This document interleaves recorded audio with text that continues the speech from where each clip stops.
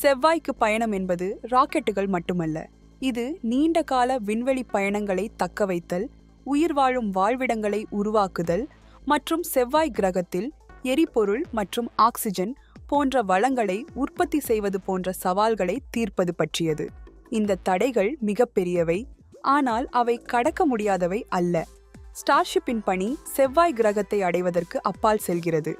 இது பல கிரகங்களில் மனிதர்கள் செழித்து வளரும் எதிர்காலத்தை உருவாக்குவது பற்றியது. செவ்வாய் கிரகத்தில் ஒரு தன்னிறைவு நகரத்தை கற்பனை செய்து பாருங்கள்.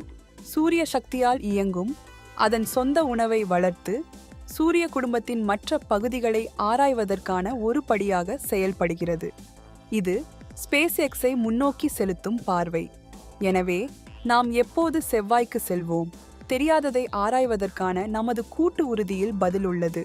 ஸ்பேஸ் எக்ஸின் ஸ்டார்ஷிப் இந்த வரலாற்று பாய்ச்சலுக்கு முன்னே